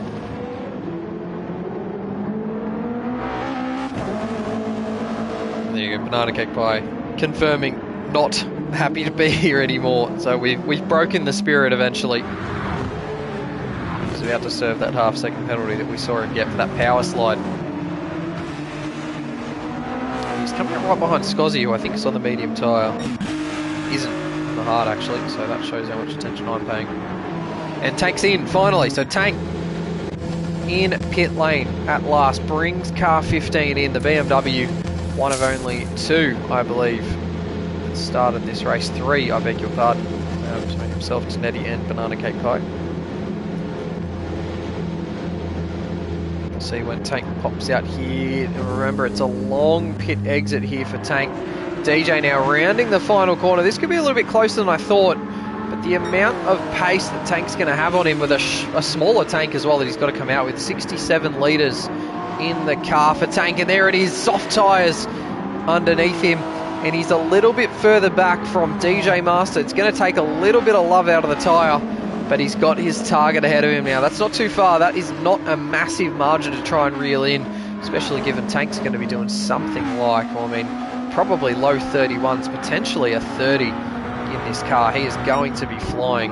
He's going to be taking about 2 seconds out of DJ every single lap. He only needs about 3 laps to get to him, and probably even less than that to pass him. And that's if DJ doesn't fight, which of course we know DJ can certainly put up a good fight. He's been at the helm for a couple of solid wins so far this season, a couple of ripping finishes with the likes of Sharky, Tank, Ridwan, I believe. Some really, really well qualified guys. So DJ's got what it takes. It's just about making the tyre live and using what's underneath him now. So we'll keep an eye on that one. That gap is certainly going to close in. 6 seconds, that's the mark. That is where he's got to be. It's what he's got to close in. He's got Banana Cake Pie ahead of him actually. So Banana Cake Pie has now been lapped by DJ and about to be lapped by Tank. And he's probably going to move his way, move himself out of the way, I should say, very shortly. As that won't be doing any good for Tank's lap time in the wake of another hypercar, another BMW as well while he's at it. And down the main straight, probably an ideal place to do it for Tank. Because, yeah, he's actually wasted a bit of a lap here in behind Banana. He's got blue flags waving. It's got to be sooner rather than later here. And I know he's listening. I know he'll take it. And Tank, that's not great. That is pretty subpar from Tank. That's not sure if that's showing a little bit of, I mean, these two are in the same party, I'm pretty sure, so that shouldn't have happened. I'm not sure what's going on there, whether there'll be a bit of post-race between those two. Ridwan obviously knows the background story there between them, because yep, I'm pretty confident they are in the same party. And I definitely thought that Tank was probably wasting that lap in behind Banana in the dirty air while he's trying to chase down DJ. So that's I certainly reason with Tank there that was probably a little bit late for Banana to be moving. It's probably not the sort of driving that we'd like to see from Tank, especially after we put a lot of hard work into watching him develop. Scozzy there jumps out of the way at the apex of the corner. Gives a flash of the lights to Tank. Here we go, this is where the time's really going to start tumbling. So, lap 48, give or take. I'd say that's when he's going to really be onto the back of DJ. And it's going to look a lot spicier at that stage for him. So, he's there. He's already started lap 46. He's off in the background. And Scozzy's still flashing the lights. I do wonder if there was maybe a little bit more of a touch between Tank and Scozzy that I didn't catch or didn't see on the replay cameras. Certainly not catching everything tonight. It has been a long day.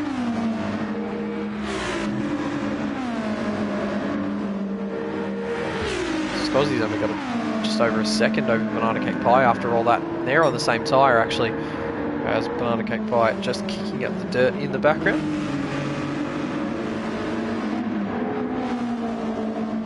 Certainly seen these two do battle in the past. Would be nice to see them at it again.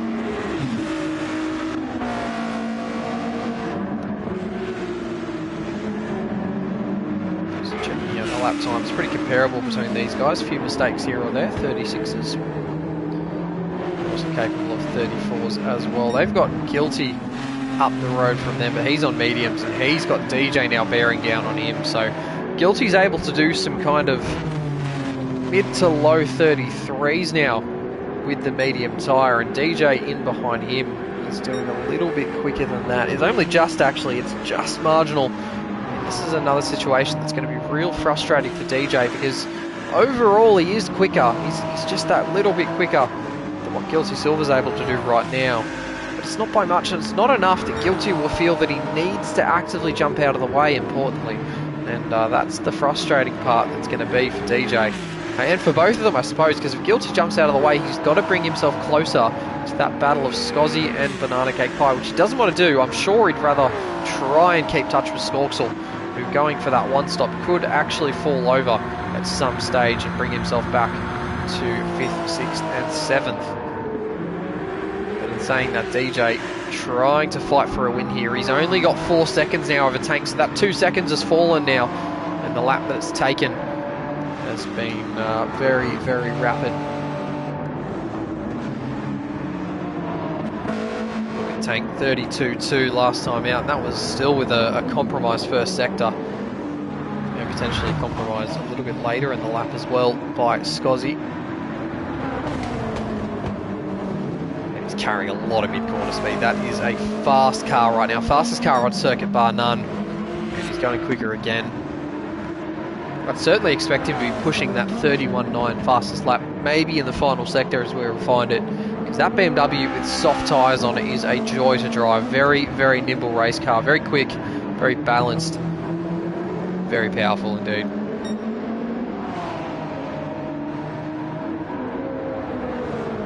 Tank with a few fans in the chat. Lemon showing his appreciation.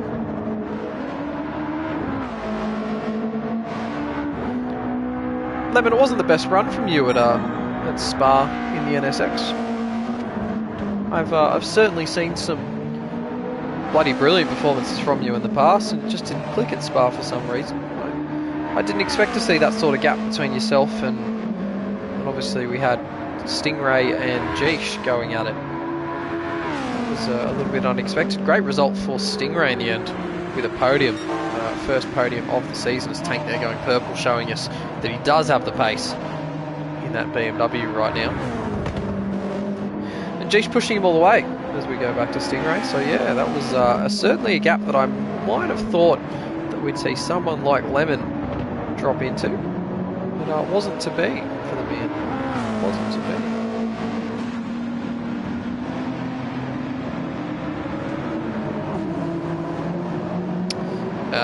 That would do it. Yep, that is a big change. Load cell pedals. They are an interesting change to Gran Turismo. Realistically, and I'll put this as harshly as I can, I suppose, you may never find that pace again, is what I've been hearing.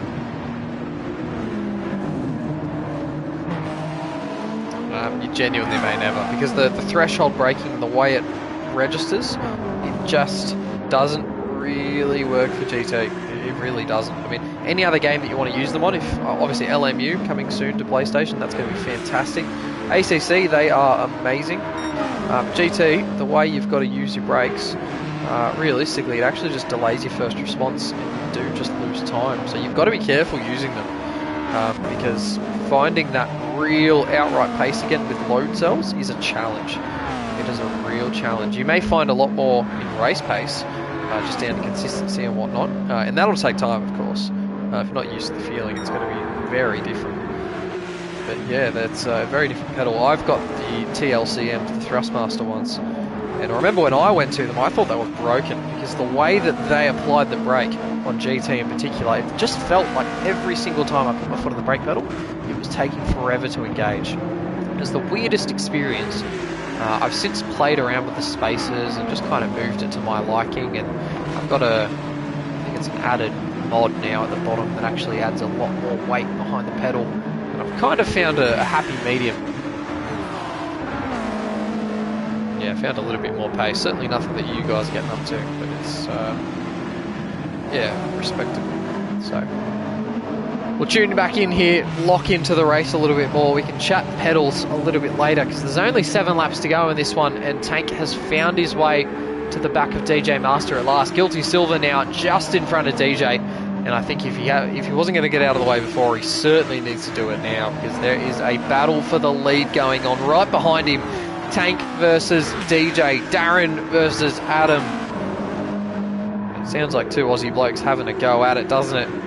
In an Australian sim racing league, and DJ there makes a little mistake at turn one, and that's an invitation to Tank. That is signed, sealed, and just about delivered. He's given it to the postmaster, but what's he going to do with it? Tank in the slipstream now, heading up to inner loop. That chicane, tough overtaking situation here for Tank. He's got all the grip in the soft tyres. He's going to try the inside, pulls out of it just in time. And good thing too, he's got a lot of time to get this move done. He's caught DJ with 7 laps to go, 6.5 now, as we're halfway through this 50th lap of the race. And the first punch has been thrown. Tank showing DJ just how much pace he's got in that soft tyre. You can see he's using them. He is certainly using the soft tyre. The best has been and gone as he used that 31.7 to grab fastest lap of the race. But Tank does not intend on just having fastest lap. He missed out on pole by quite a small margin. It was less than half a second between DJ and Tank, who was third on the grid, I believe. I may be forgetting it was over an hour ago already, probably an hour and a half ago to be honest, when I last watched quali. But he certainly wants to leave tonight with that win. We've got DJ now, Innocent up there, Guilty Silver, he's getting in the way now. I think for DJ, needs to be focusing on the car behind. He's got the Defy Motorsports Ferrari ahead of him. Tank there, clips the grass, and using every millimetre there into the final corner. That was actually a mistake from the young man, who didn't get the most out of it there on the final corner. Heading into lap 51, he goes deep on the brakes, hooks it into the apex, uses all of that grip around turn one. He actually ran it a little bit deep and again didn't get the best exit. I almost wonder if the Toyota's deployment is a little bit stronger than that of the BMW. I don't think it's as good as straight line, so Tank has to be wary of that. Guilty Silver now diving out of the way for these two, so the battle is on. Tank's purple once again. Oh, and Guilty! Oh, geez. Oh, that was so close. I wondered if he wasn't going to get out of the way in time. And I'm just going to try and flick to that while we've got the time on board with Guilty Silver in the run in there. Of course, these guys ahead of him. And we'll go from the roof cam as he tucked it down the inside into inner loop. And was he trying to... Oh, jeez. I almost wondered if he was trying to gas it up and just stay ahead of Tank and kind of remain between them, which would have been a bit of an odd move. But he did get out of the way of both in the end. Just left about a paint's width of room between him and Adam Elzane down around the outside actually of inner loop. That could have been disastrous to his charge, as he's now hunting for a race win now in P2. We've got to keep an eye on him, as Innocent there, Guilty Silver, going to be slipping a little bit further back and towards Scozzy and Banana Cake Pie, who are only 2 corners back, having a battle for 6th place at the moment. Which leaves Velvos and Snorksel somewhere around the other side of the track. Have a quick check on these guys while we're at it. Velvos in no man's land, hanging on to the 3rd place of the podium. He should be good to the end. And Snorksel hanging on with this one stop, has 14.5 over Guilty Silver that we'll also keep an eye on. But it's these two that we're actively watching. This is a battle for the lead now. Tank and DJ, and Tank's even closer. He's so much closer than last time, and he doesn't need to worry about Guilty Silver as DJ goes defensive here. Toyota versus BMW. Look at the grip the Tank's got round the outside. Can he get it done? No, DJ holds it in there as both of them come out the other side in one piece, and that is so close there. Tank and DJ, it's going to take a lot more than that to get by DJ Master, who has put in some serious work to hang on to this lead so far. He's survived the attacks from Tank, and the lap count is working against Tank right now. They are running out of laps rapidly as DJ there hanging on to the seemingly impossible there from Tank. You'd think he had all the grip, all of the momentum and all of the grit to get that one done, and he just couldn't get there in the end. DJ with a sterling defensive effort, and Guilty Silver's got front row seats to this one as well. I bet he's glad he's hanging on to the back of these guys, who, mind you, are slowly catching the back of Snorksel, the one-stopper, our only one-stopper on the grid so far. So they're going to have to keep that in the back of their minds if they come up to Snorksel. That's another car they'll have to make sure dives out of the way And Snorksel, I'm sure, hoping he doesn't lose a spot to Guilty Silver, who's 5th on track right now. These two out of the final corner, lap 53. 4 laps to go now around Watkins Glen. Just over 6 minutes of racing remaining at New York. And isn't this one hell of a circuit? Of course, a Formula One circuit over 40 years ago when it was hosting the United States Grand Prix. Some massive, massive moments happened around Watkins Glen. Are we going to see another one here? Tank versus DJ once again, heading into the chicane. Tank with the toe. Does he pick up the move momentarily? Round the outside, DJ can't hang on to it, and Tank around the outside of inner loop gets the move done for the lead. What a move there from Tank. He had to size it up. He made him think about it, DJ. That was such a good defensive effort there from the Toyota driver, but the BMW might. Adam Elzane, the young man, was not taking no for an answer. Oh, it's DJ! Oh, with the late move, there was contact there between them. And DJ from nowhere absolutely bombed it in. It's all kicked off here at the end of the race. They're still onto it. Tank goes defensive. DJ round the outside, who's not going to make a move on this one, but he's still with him. He's right in the toe on that hard tyre, and he's made it live. He's still got fight. He's still trying to bomb it. I cannot believe what's happening here, as DJ not letting Tank go. This is incredible racing between these two. And Tank, he's not happy about it. He may not be happy about what's going on behind him. DJ's throwing bombs left, right, and centre. And I think he's just got a gap. I think finally Tank might be able to breathe a sigh of relief. And DJ, you have to assume, throwing in the dive bombs there, just trying to stick with it, praying that he can stay in the toe. And I think it's gone. I think Tank has had the hard fight. He's put it up. He's gone toe-to-toe. And I think he's just finally stretched the legs on that BMW. He's purple again in Sector 1. And I think after inner loop and outer loop, there is no coming back from this one for DJ Master, unfortunately. It was a crazy move there down the inside from DJ. This Toyota, he put that to the test and really made Tank think. I think it was a little bit more on the forceful side as we came down here into the right-hander, as Tank there kicking up the dirt on exit. That's actually cost him a 10th there, which is just keeping DJ in the party. There's probably a little bit more braking performance in the Toyota than what we can see in the BMW, but it's costing him on exit, as you can see there. And that was a hell of a scrap between these two guys who have been going at it all season, Tank and DJ. Just see if we did manage to get a replay there of that bomb from DJ. We'll see on board here, lost the position, came from nowhere to get it done, and contact into the rear right. We thought there was contact, and there definitely was. DJ and Tank, and that was where he held it around the outside. And look at the gap now, on board with DJ Master, starting the penultimate lap now, lap 55 with car 55, and it's slipping away from him. A race that he led from the very, very start. He only relinquished the lead after pit stops. And right at the end, the strategy game has just played its hand, and it does not favour DJ Master. He's actually going quicker on this lap, so he's found some time. He's managed to find a little bit more in this Toyota. It's an older spec hypercar. It's one of the first ones we ever saw on track in the new hypercar series, but it is just still so competitive in such a quick car, especially in Gran Turismo 7. Maybe fallen off a little bit.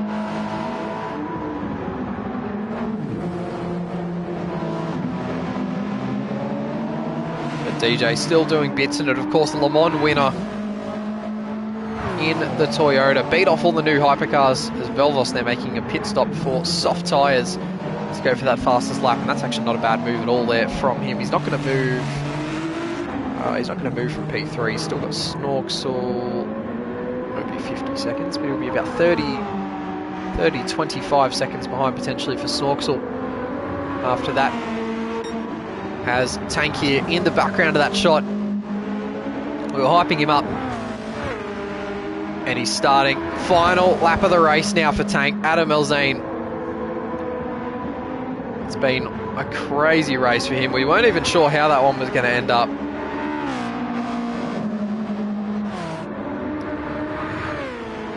gap is continuing to grow. And it would take a hell of a mistake from here for Tank, which we have seen. It's certainly not over till it's over. But I think the race that he's given us so far, it has been very, very convincing.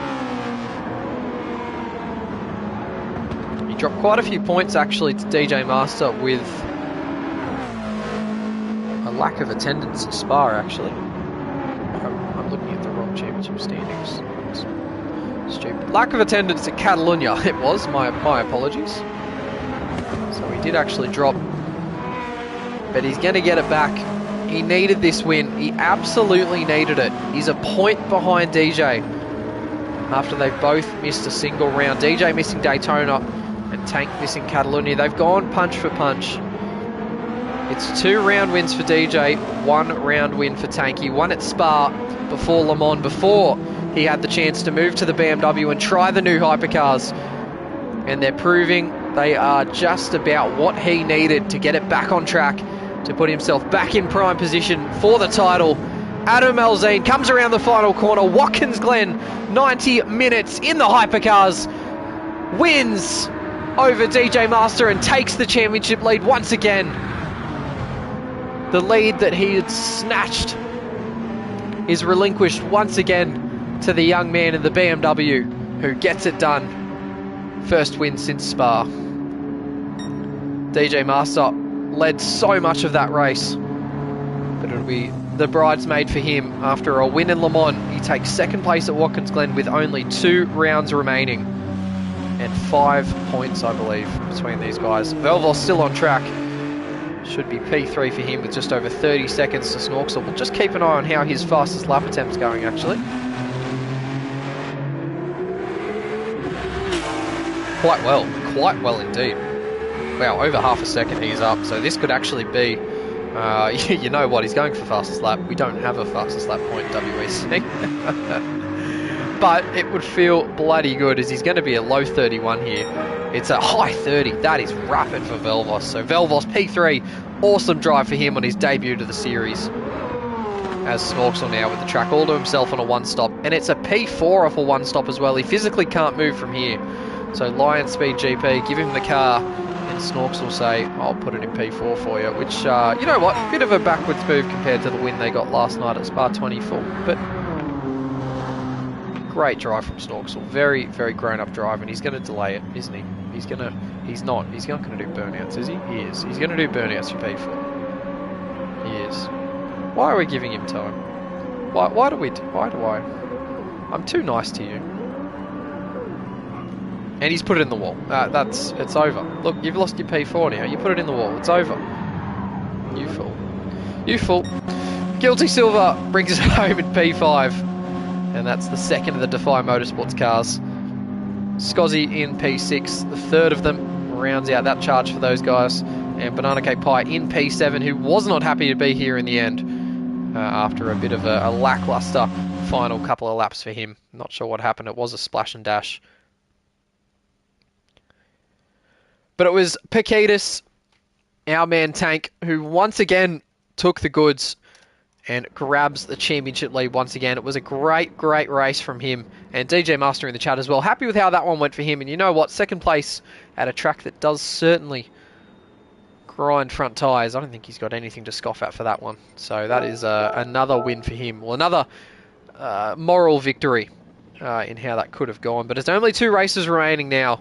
And it's starting to spice up just a little bit as these guys head to Interlagos next month for the penultimate round of the WEC Championship. There's so much going on. Ridwan, of course, wrapping up the GT3 title after non-attendance from both himself and Velvos at that round.